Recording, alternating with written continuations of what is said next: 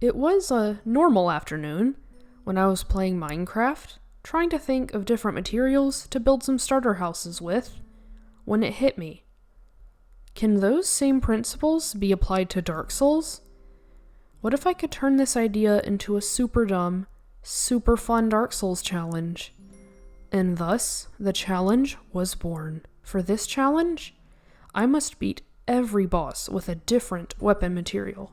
First, let's define material in the context of the challenge.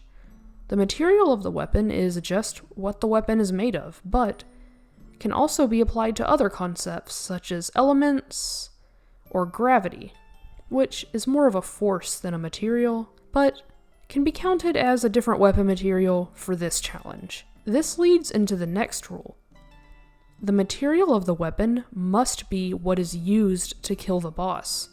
So, while I am not necessarily using gravity to attack, if the boss's death is owing to gravity, gravity would count as the material in this situation. Another example is a talisman. While the talisman itself is made of cloth, if I'm using it to cast lightning, I must count the material as lightning. I could not count it as cloth unless I was actually using the talisman itself to attack the boss with. Does that make sense? Before we start, it's worth mentioning that since this challenge is so silly and takes some stretching to make work, I'll be pretty lenient with what I consider to be different materials. For example, toxin inflicted from dung pies will be treated as separate than toxin inflicted from using toxic mist, since dung and pure toxic essence seem to be different elements. Also, for this run, I will not be using glitches outside of occasional item duplication for quality of life purposes. I will only duplicate to save time where I would otherwise spend an hour farming. All that sounds simple enough, so let's get started. As usual, for the Asylum we go Thief class and bring black firebombs. The firebombs are made out of a black powder compound, so that's one material we can check off the list. My controller starts having a mind of its own, but other than that, nothing to see here. The Asylum Demon is down in a few seconds, and we can get everything we need before heading out to Firelink Shrine. Our next course of action is to head to Undead Parish and prepare for the Taurus Demon. My material of choice for this fight is steel. So, to achieve this, I buy as many throwing knives as I can for the fight. According to Google, throwing knives are commonly made out of steel. So, while the item description doesn't mention it, we can use our imagination a little for this one. I also buy the reinforced club to use in the field for the time being, and lure this knight off a cliff to safely retrieve the blue tier stone ring. I can also buy the residence key and bottomless box with the souls I got. Now we're ready to face the Taurus Demon, so after dispatching the archers, we can challenge him head on. As you can see, the damage is a little on the lower side, but it's no problem for a low health boss like him. While it was a little close, and I did run out of Estus, I take the last shot and proceed smoothly towards the shortcut. After kicking the ladder, I start putting levels into strength to meet weapon requirements for later on. On my way to the shortcut elevator, I get enough souls for a few more levels before coming back to get the Firekeeper's soul and the basement key. I also rescued Lautrec, but I don't really want him, so down he goes. It's time to head down into the catacombs for our next mission. After killing some enemies, I can level vitality by another point and make my way towards the second bonfire. We can also gossip about the clergy with our dear friend Patches, before seamlessly heading down into the coffin below. With our Eyes of Death, we can have an audience with the Gravelord, who awards us with a miracle, Gravelord's Sword Dance. Yeah, I might be stretching it a little with this one, but honestly, the Gravelord miracles are so unique that I think they should count as their own element for the sake of the challenge. Before I leave, I also get the Dark Moon Seance Ring, so we can equip more spells. After getting a stronger talisman from Petrus, It's time to test the waters with the gargoyles. On the first attempt, my cat invalidates the run by jumping on my keyboard, so I had to abort mission. With consecutive attempts, it's clear that it is not possible to take out both gargoyles this way. At first, I thought that with perfect spacing, I could get both gargoyles with it, but I just don't have enough casts to finish them off. So this'll have to wait for now. Let's go do something a bit more manageable in the meantime. I decide to head down to Lower Undeadburg. I free Griggs, buy nearly 50 dung pies from the merchant, and open the shortcut before challenging the Capra Demon to a poop fight. That's right. It's time to take fecal matters into our own hands and take out the Capra Demon and his little dogs too. However, I soon realized that throwing dung pies at the dogs will not work out. Not only does it take 5 hits to toxic a dog, there's 2 of them behind me at all times, plus the actual boss, so I'm not going to be able to do all of that successfully. So since the dogs are just respawning enemies and technically not a part of the boss fight, we'll do what we did with the Taurus archers and just take them out with the club. When the dogs are said and done, it becomes much easier to land hits on our main target. After triggering the toxic buildup, it's just a matter of waiting until the toxin does its job.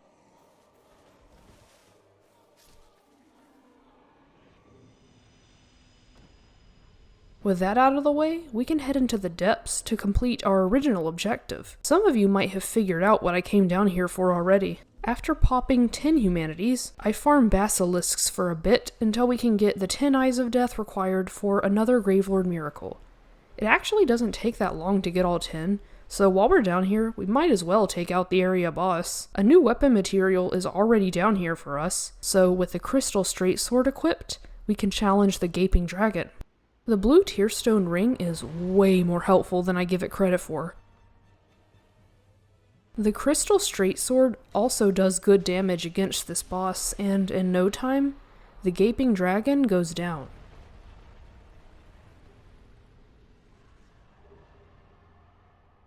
Before I leave, I free Laurentius, and also pick up the large ember for Andre. I use the souls from the Gaping Dragon to get the crest of Artorias, and a few more useful items from Andre's shop. I also level up a few more times before returning to Nito to claim our prize. So this should be easy, provided I don't die between casts.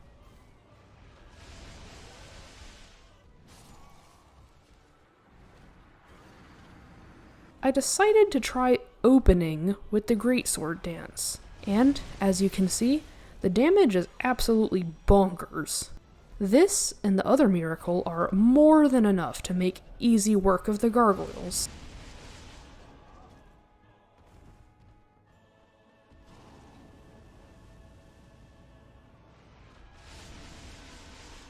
We ring the first bell of awakening, speak with Oswald, and buy Velka's talisman for later. The next thing I do is reinforce my flask before I forget, and then we're off to the next bell of awakening. We use our master key to access Blighttown from below the shrine, give those big booties a slap, and run down to get our weapon for this area, the 10 Banishment Catalyst. Hey, it's made of tin, a new material, so we've kind of got our work cut out for us down here.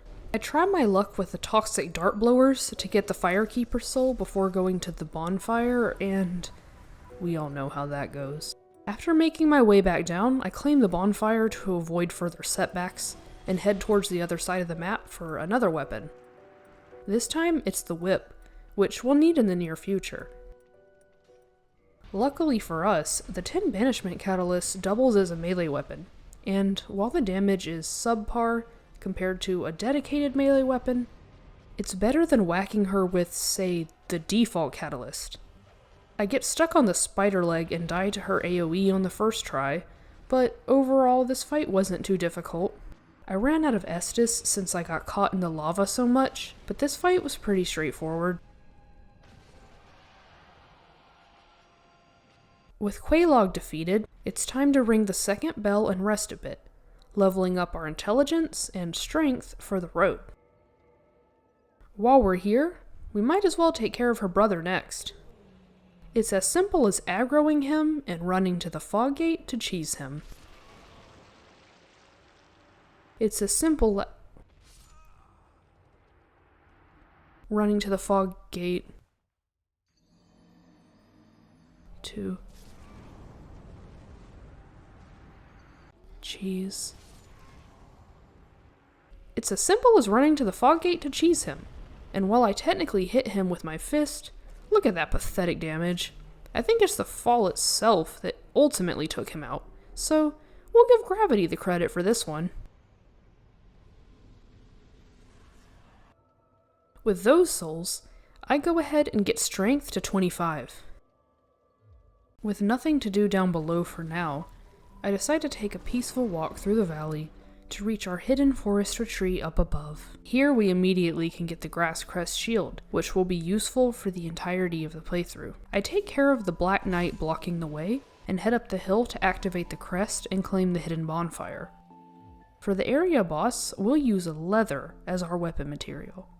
After clearing out all the enemies in the area, I decide to challenge the Moonlight Butterfly with the whip we picked up in Blighttown because what could go wrong?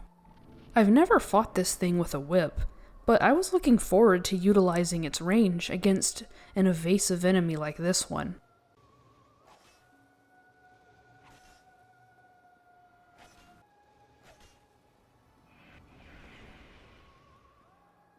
Don't worry, I'm used to disappointment. After taking one look at that damage, I'm out of here.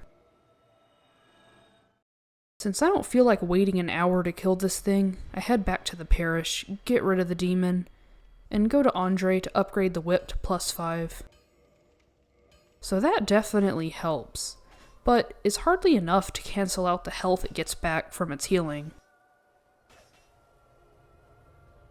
I start to get a little sloppy after turning into a Moonlight Butterfly attack pattern memorization robot for 10 minutes, and I end up dying to this more than most of the bosses in the whole playthrough. Okay, how is that fair? I don't remember that. So, 6th try. I claim the goods from the tower and head back to the Undead Parish to level up endurance some more for Sen's Fortress. We reinforce the reinforced club to +5. That's a bit of a tongue twister. I know this place like the back of my hand at this point, so I can run through the whole thing without dying. Let's take a short trip back to Darkroot, because I like petting fluffy chonks more than falling into tar pits. After joining the Forest Hunter Covenant, I stay for a few rounds of farming to get the Stone Greatsword, which we will need very soon in this playthrough. I'm carrying a good amount of souls after that, so I decide to go to Griggs and buy a few of his sorceries to get rid of them. Alright, no more stalling. Now we can continue through Sen's Fortress.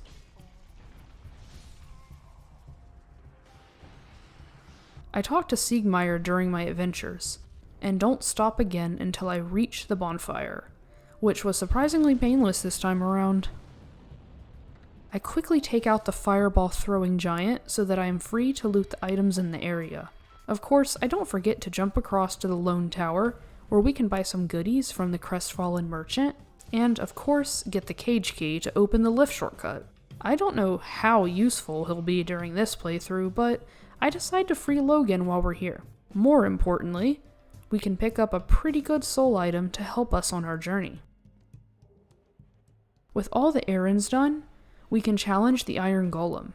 This time, I can finally use my reinforced club against a boss, and the Iron Golem seemed a good choice for this weapon. Despite having leather on top of it, this is without a doubt a wooden club, and since the Iron Golem is immune to the bleed damage the leather part inflicts, we might as well be fighting with only the wooden part. The damage isn't bad at all, and the Iron Golem collapses within no time. Looks like wood beats iron. Who knew?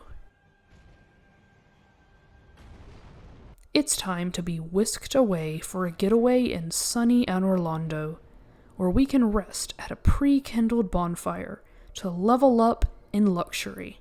I get 27 strength first, so we can two-hand the Stone Greatsword, and then put a few more levels into vitality and endurance. I take out the gargoyle in my path so we can safely loot the area, and proceed to the Rafters of Despair.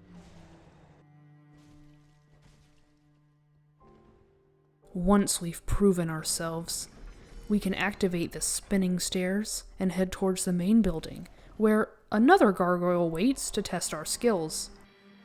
On my way up, I get a giant's halberd from one of the guards, which is nice. And I also get a demon spear for later use. It's just like a game of red light, green light. You have to know when to run, and how to be Parry God 5000. Ignore the health bar. Once we get to the bonfire, we can restore our humanity to kindle it and give our pal Solaire a little morale. Meanwhile, Siegmeyer watches me slowly lose my mind and any morale I might have had when those 30k souls and 8 humanity are gone.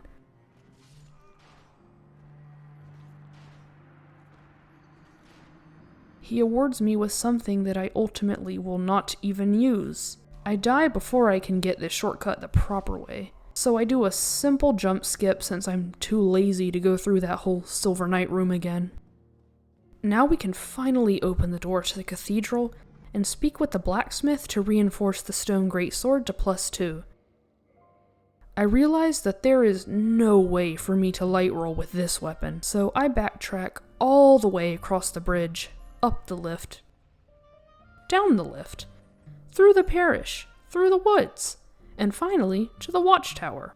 Here, we can challenge this Havel warrior for his ring, which I probably should have done ages ago. It's at least reassuring to know that we don't get one-shotted at this point, so it's much easier to keep my composure and patiently wait for openings until the ring is ours. I bone back to Anne Orlando where I level health one more time before making my way to the area boss. It's time to challenge the dynamic duo themselves with our next material of choice. The stone greatsword does ridiculous damage to Smough, and this can hardly be called a challenge with such a good weapon. I didn't anticipate this to be so effective. Even at +2, the stone greatsword just melts Smough's health bar, and it doesn't take long before phase 2. Of course, Super Ornstein is much stronger, but even then, our damage isn't bad. And with some patience, I managed to do this on the first try, which I couldn't achieve for the Moonlight Butterfly.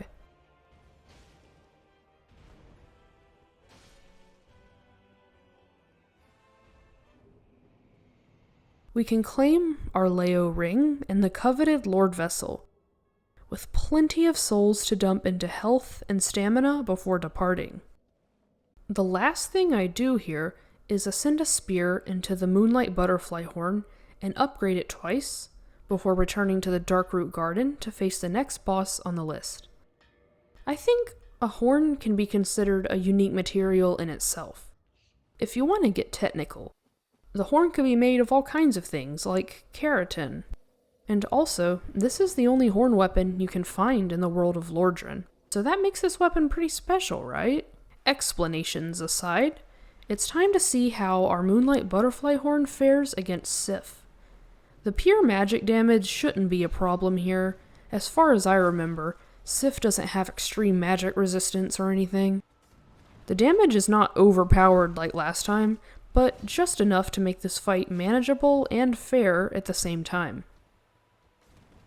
However, there is a huge problem with doing lukewarm damage in this fight. The limping. For me, it's mandatory to put off Seath until the last minute, so you're strong enough to put her out of her misery before it gets too far. Anything less, and you feel like pure evil.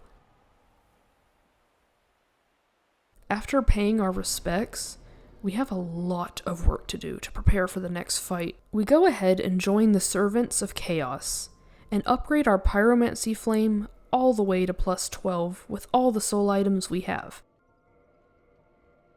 The next step is to get infected. Now, simply wait until the process is complete. You can also kill some Taurus demons for extra souls while you wait. They don't bite. Eventually, you should be able to welcome your beautiful baby into the world and speak with Angie once more.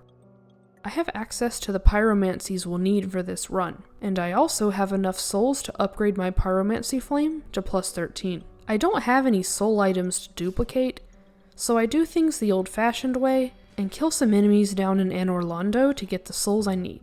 I also advance Siegmeyer's quest before I forget, and speak with Framt, without placing the Lord Vessel on the altar.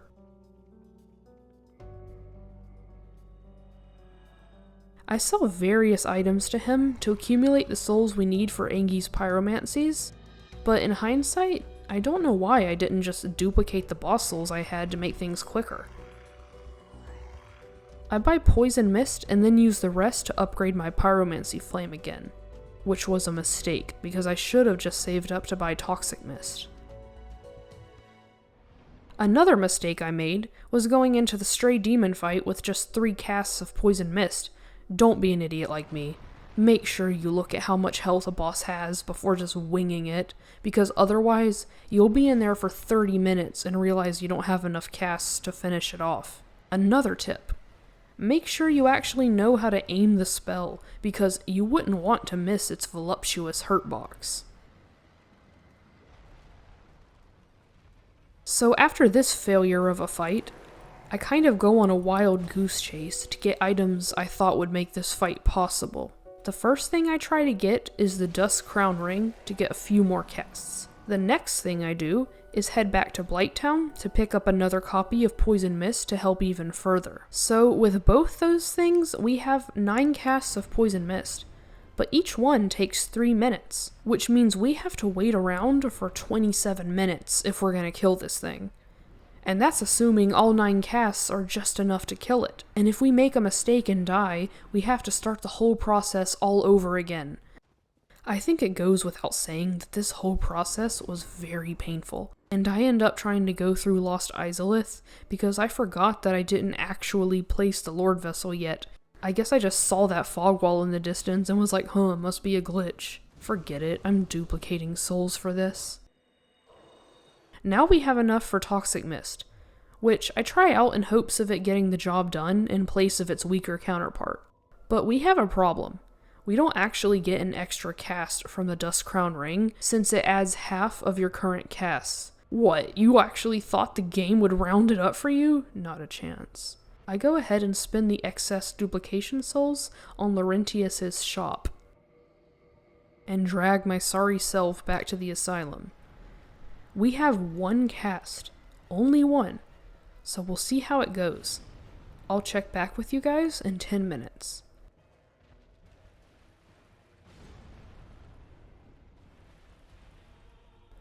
I'm so tired. Please just give me eternal rest.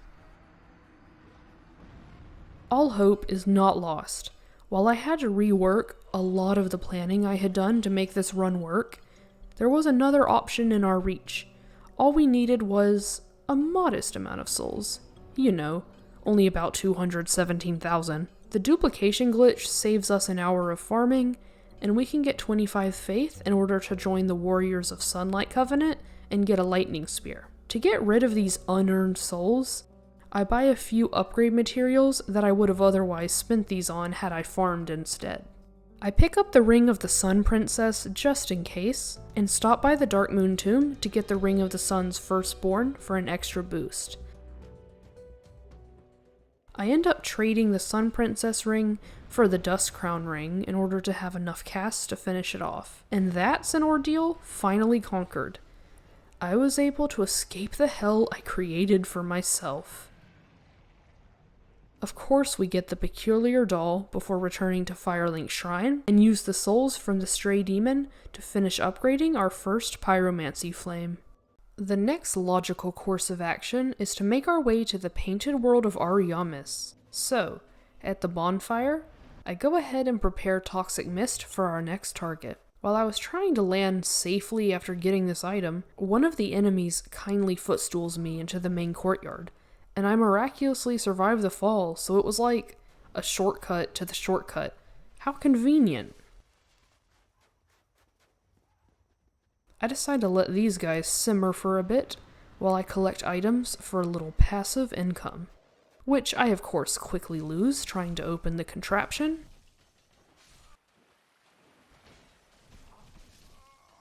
But hey, those skeleton wheels, they happen to the best of us, right? Now that that's over with, it's time to try the spell out against Priscilla.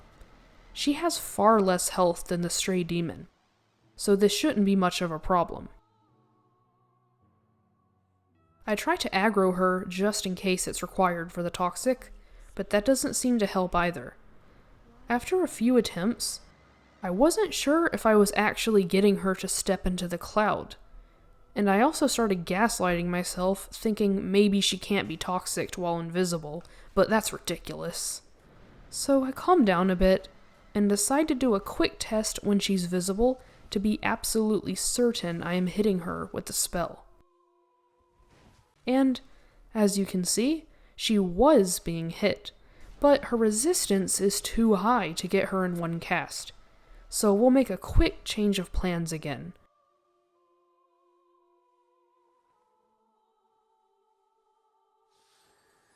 Nine casts of Poison Mist should be just enough to finish her off. She'll take 2 casts to get poisoned, but as long as each cloud gets her, all I have to do is run in circles and reapply it every 3 minutes until she's down.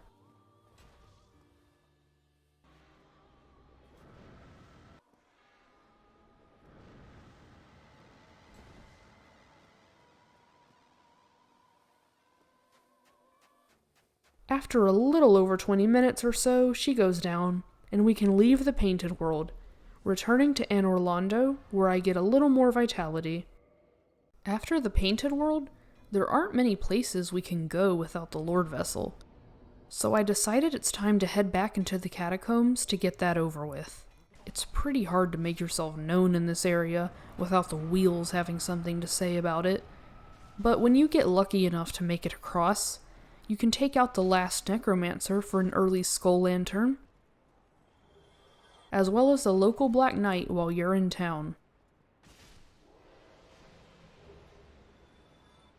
As we all know, Pinwheel is probably the only boss left in the game with health low enough to take out with 1 cast of Toxic Mist.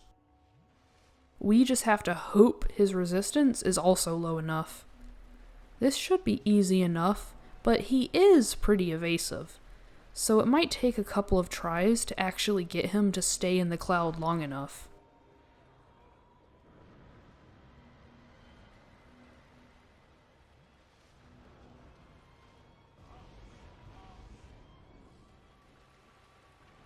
And trust me, I won't cherry pick these clips to hide the fact that I almost died to Pinwheel.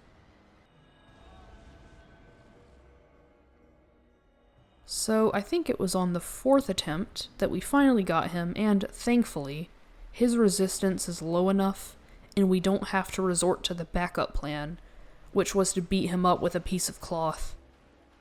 With Pinwheel's pathetic health pool, the wait through his slow burn wasn't as long and boring as Priscilla's, and we can claim the right of kindling plus a mystery mask. I end up with the Mask of the Mother, which honestly would have been my go-to choice anyway for this run, as I could always use the extra health. With the Skull Lantern, getting to the first bonfire in the Tomb of the Giants is a piece of cake, so getting kicked down by Patches is voluntary this time, and we can help ourselves to the rest of the items in the pit. I immediately go back up to confront Patches, and try to cheese him with Toxic Mist.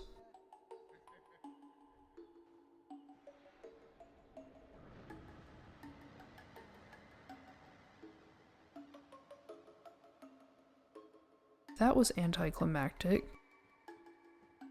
So instead I hit him into the pit, and he vanishes to God knows where, because I cleared out the pit top to bottom, including but not limited to vents and Nito, and lo and behold, I climb back up, and there's his stupid head illuminating the whole tomb.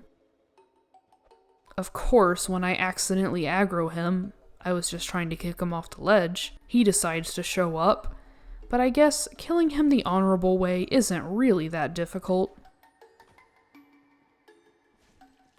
With him dead, I can get the weapon I'll need for Nito, which I otherwise would have had to wait until after to get.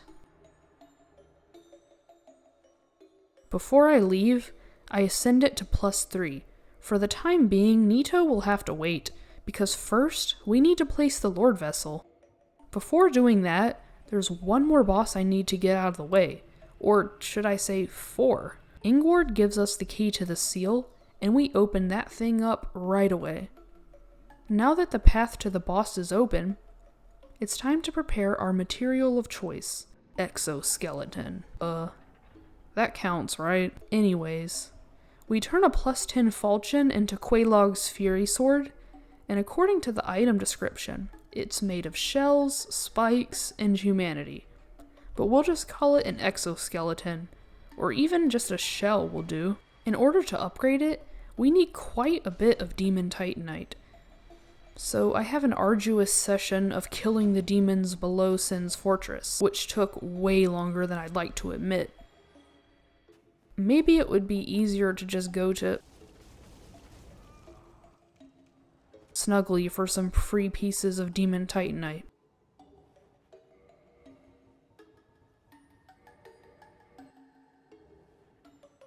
Hey, the rusted iron ring would have been nice.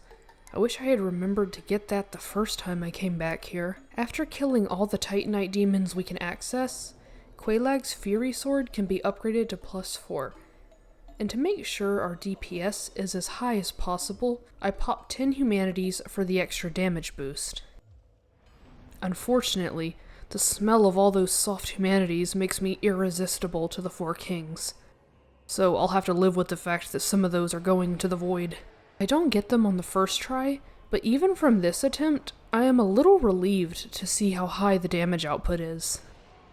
I don't know what it is about curved swords, they are just so fun. So it's good to know that the Fury Sword is a viable choice for this fight. Turns out, I didn't need to worry about DPS at all, and with such a good weapon, we did more damage than the kings could keep up with, and can have an audience with Koth. However, I don't place the Lord Vessel with him, because I'm going to be needing Framp's services in this playthrough. So, after claiming the Dark Hand from him, we have no further use for Koth, and can proceed to Firelink Shrine, where we place the Lord Vessel with Frampt instead. I use the souls from the 4 kings to upgrade our Ascended Pyromancy Flame, using what's left to buy some of her Pyromancy. I rejoin the Servants of Chaos, duplicate myself a few humanities, and offer them up to the Fair Lady to get our Isolith shortcut, as well as a cool spell. Our next material, or element in this case, is magic. So I take any spells I can use with my low intelligence, and try my hand at the Demon Firesage. It becomes pretty obvious that this isn't doable at the moment, so we'll have to come back to this one. In the meantime, my target is Nito, and my material of choice for this fight is bronze. And what better bronze weapon to pick than the Crescent Axe, a weapon tailored for taking out the undead. As with any divine weapon, we can permanently kill the skeletons and focus purely on Nito himself, carefully staying out of the big skeleton's line of sight. Does anyone else consistently underestimate the range of this AoE? This fight felt pretty one-sided for the most part, and with the heavenly damage boost from the divine weapon, we can gracefully return him to his grave. The souls from Nito are just enough to get our intelligence to 16, which, oddly enough, is just what we need for a slightly stronger spell. I buy another copy of Great Heavy Soul Arrow from Logan, and quickly pick up where I left off with the Firesage. The damage is a massive improvement, but still not enough to kill the Firesage. So to make things simpler, I switched to the Dark Hand for this fight. The Dark Hand is one of those weird weapons that is a material in and of itself. So should we call the material the Dark Soul, or just pure Dark Essence? I don't know, but I think it sounds cooler to say I'm fighting something with the Dark Soul, so let's go with that one. Moving on, there's hardly time to stop for a rest, as another boss lurks right around the corner. Usually, The Centipede Demon doesn't pose much of a threat, but I can't say I've ever tried to fight it with just soul arrows. The slow cast time is already kind of a problem, because even if the damage is high, it is very easy to miss during the casting, and I realized that in order to kill it, I had to land every single hit, so if I miss even once, I have to start over. I tried to divide the damage between heavy and great soul arrow, since the latter is much quicker, but it turns out I don't have much room to miss those either. Eventually, I have a breakthrough and learn that it's so much better to not lock on. And this knowledge is a real lifesaver after taking so long to beat this. And hey, it turns out I actually could miss exactly one shot and still kill it.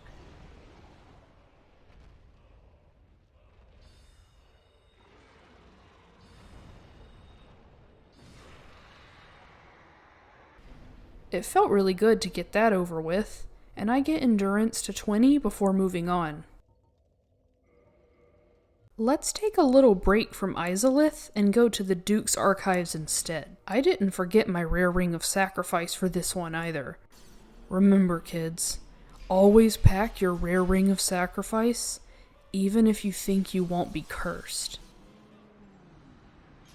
Next, we can do a fun little prison break and rush through the rest of the area until we get to the Crystal Caves. Here, you can pick up a bunch of items you don't need and lose your 35k souls in the process.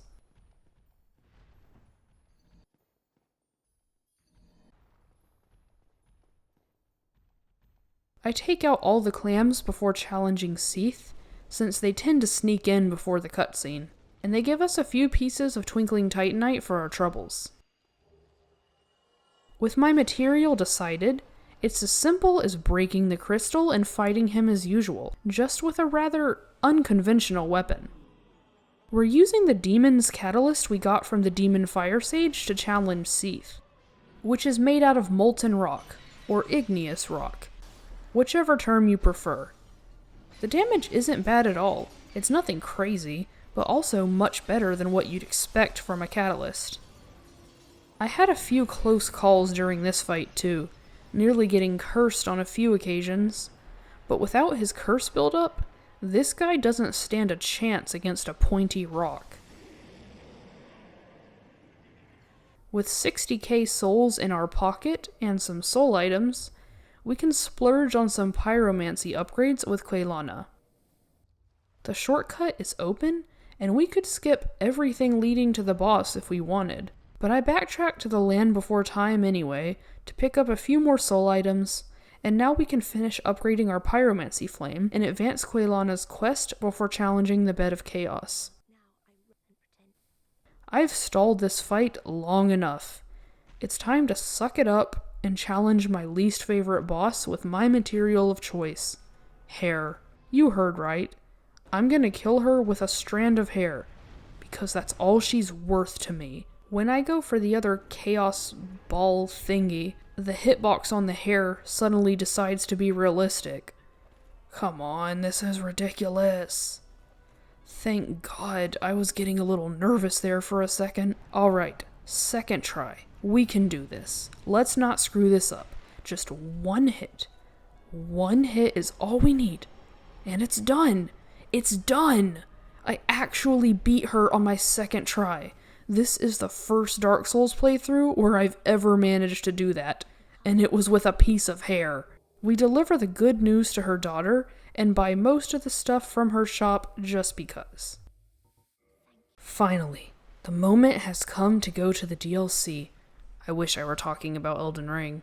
With all the lords defeated, we free Dusk, pick up the broken pendant, and let Manus show us the way to the Enchanted Forest. A magical place where every bonfire is warpable. To prepare for the Sanctuary Guardian, I equip Great Chaos Fireball and Fire Tempest, which should do the trick. We haven't used the element of fire yet, so I'll use it now before we miss our chance. The wind-up on the Fire Tempest spell takes some getting used to, but my first try with this was very promising. I had this fight in the bag. I don't know how I managed to throw it by missing those last 2 fireballs. I took quite a mental hit from that loss, and my morale dwindled with each attempt. I kept doing worse and worse. But at least I don't have to come back for the Guardian Tail now. So after a few more failures, I finally hit again with Fire Tempest, and despite my winning attempt being really sloppy, a win is a win. I'll take it. We have some money to spend now, and I figure Vitality is the best way to go to prepare for what's ahead. So, what material are we using next? I figured we give lightning damage a shot, and use the bone of the demon's spear against Artorias. I know the Gravelord sword would have been a better choice damage-wise, but that weapon felt a bit cliché to me, so I picked something more interesting. To make myself feel better, I farm for Demon Titanite the legitimate way at least once, but get lazy and duplicate the rest since we might as well this late in the game. With the Demon's Spear upgraded to max, we can confidently challenge Artorias. Prospects are already not looking so good, but this fight is about patience, not DPS, so let's try to take it slow. It'll take some time to learn his moveset again, but if you can do that, as long as you stay collected, this can be a super fun fight. But, just to help ourselves out a little, I get that Firekeeper soul I forgot, and level health one more time after trying him for a bit. I also realized that I didn't equip the Leo ring, and it makes all the difference. Fishing for those counter hits is definitely worth it. Things get even easier when I realize I have enough stamina to break his poise during his buffs. After getting the swing of things, this fight plays out more like a dance, and we can finally free Artorias.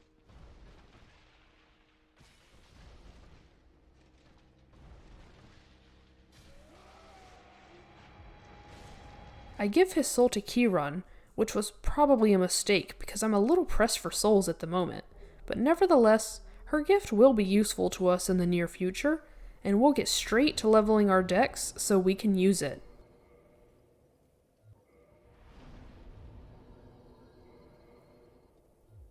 We head into the dark streets of Ulasil. I get the silver pendant because I don't trust myself to stay sane without it. The only other thing of note here is the crest key, with the last point of interest in the abyss being Manus himself. There aren't many materials left to choose from, so for this fight, we'll stick to classic iron, turning a regular old great axe into a kind of lame golem axe. And like the iron golem itself, this thing is made of pure iron, which doesn't seem like a bad choice against the Father of the Abyss. Unfortunately, this thing is pretty heavy, so we'll have to downgrade our armor again. I basically die as soon as I come in, and things aren't looking good for this fight. I'm not really used to this short range, and the damage is also a little less than what I thought it would be. And then there's the wombo combo. Honestly, this axe feels like a mediocre weapon all around, especially when you can only two-hand it, and missing is just so punishable that it doesn't feel worth it at all. This is one of those weapons that I would never use in a regular playthrough, solely because of how many better options are available. Maybe it has its advantages, but certainly not against Manus, at least when we don't have the stats to use the special attack. Maybe I made it harder than it needed to be, but struggling against Manus was surprising to me. I've used worse weapons against him and never struggled this much. I guess this is what happens when you neglect vitality. I take a short break from fighting to cook some phalanges again, forgetting that I have Firestorm now, and max out the Golem axe, which I probably should have done at the start. After that, I have a tense final battle with Manus,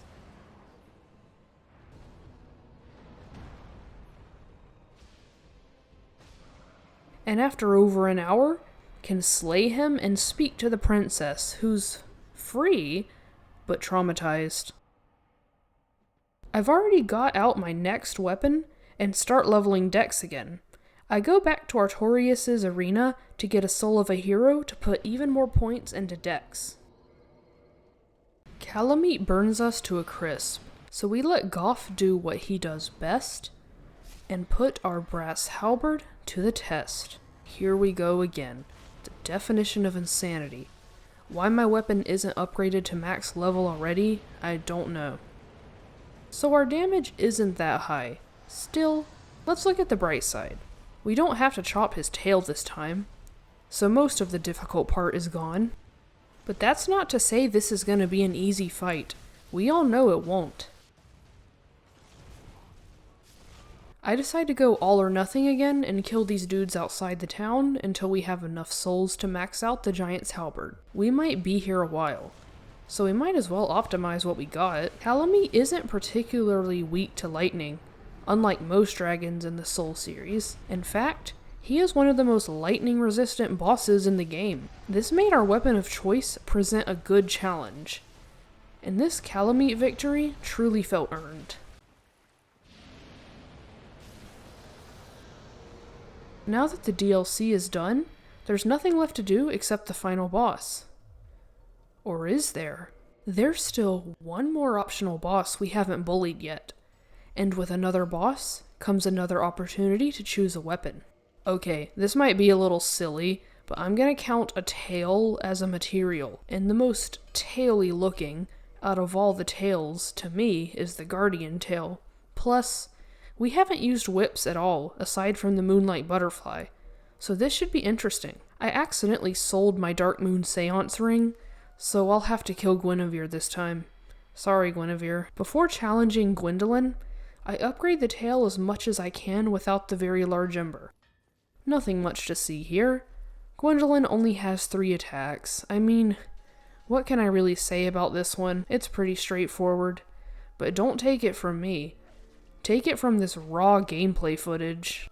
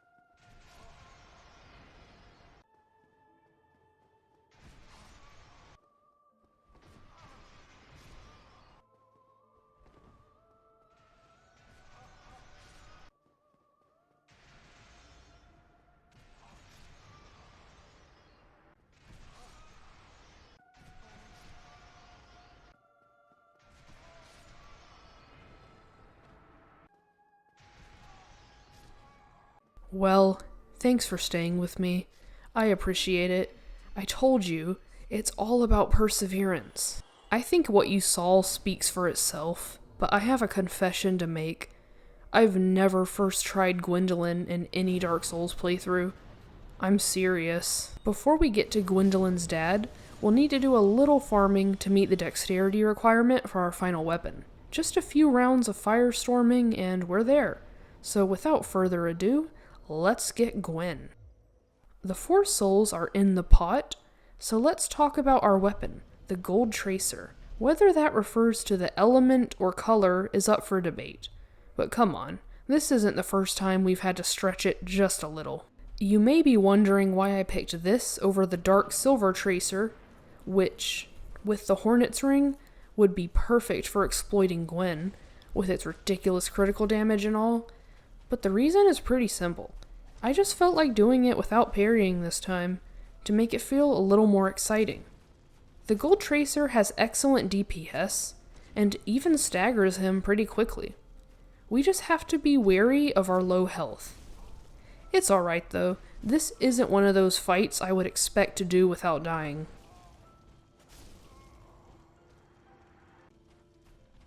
I start to show signs of burnout after several attempts, so after clearing my mind a bit with a good night's sleep, we come back ready to defeat the Lord of Cinder.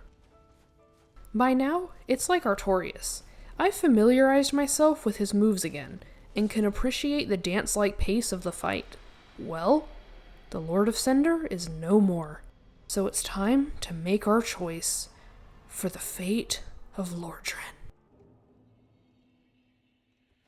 Thank you all so much for watching the video. I hope you try this challenge yourself. It's super fun. As usual, tell me your thoughts in the comments. Any feedback is much appreciated.